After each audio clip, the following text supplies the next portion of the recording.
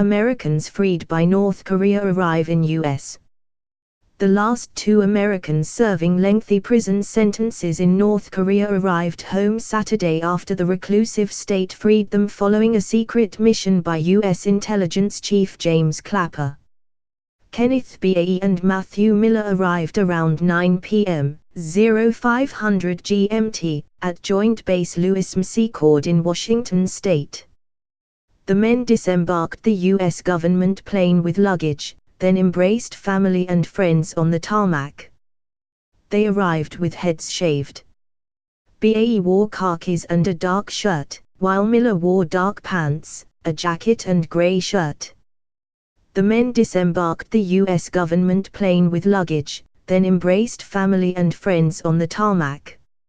North Korea's surprise release of BAE and Miller followed the equally unexpected decision by Pyongyang last month to free 56-year-old U.S. national Jeffrey Fowle. Earlier in the day, President Barack Obama hailed the latest releases as wonderful, as State Department officials said there had been no quid pro quo deal with North Korea to secure BAE and Miller's freedom. The Department of State welcomes the release of U.S. citizens Kenneth BAE and Matthew Todd Miller from the DPRK, where they have been held for 2 years and 7 months, respectively, a statement said, using the official acronym by which the North is known.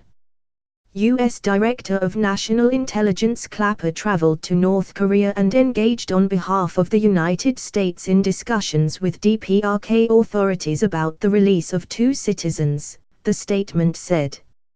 A senior administration official said Clapper carried a brief message from Obama to North Korean leader Kim Jong Un indicating he was his personal envoy to bring the Americans home. It was a skillful move on the part of the administration, former U.S. envoy to the United Nations Bill Richardson, who engaged in negotiations with the North in the past, told CNN about the note from Obama. Obama, speaking just hours before leaving for a swing through Asia, praised Clapper's role in the challenging mission.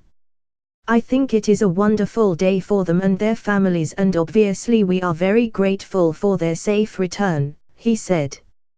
Former basketball great Dennis Rodman, who has talked up his cozy relationship with Kim, claimed his trips to the country had triggered BAE's release. "I understand the crimes BAE committed, and ask you, my dear friend, the highly respected Marshal Kim Jong-un, for his release to show my country how loving and compassionate you and the DPRK can be," Rodman wrote in a letter to the leader in January, released by celebrity website TMZ. BAE, a Korean-American missionary, earlier this week marked the 2-year anniversary of his detention. The sickly 46-year-old was arrested in November 2012 and later sentenced to 15 years hard labor. BAE's sister Terry Chung expressed joy at her brother's release. "We have been waiting for and praying for this day for 2 years. This ordeal has been excruciating for the family, but we are filled with joy right now," she said in a statement. "He will not have to spend another day at a labor camp. He can now recover from this imprisonment and look forward to his wife, kids and rest of his life. Our Thanksgiving celebration this year will be one we will never forget." BAE was born in South Korea and his family immigrated to the United States in 1985, his sister said.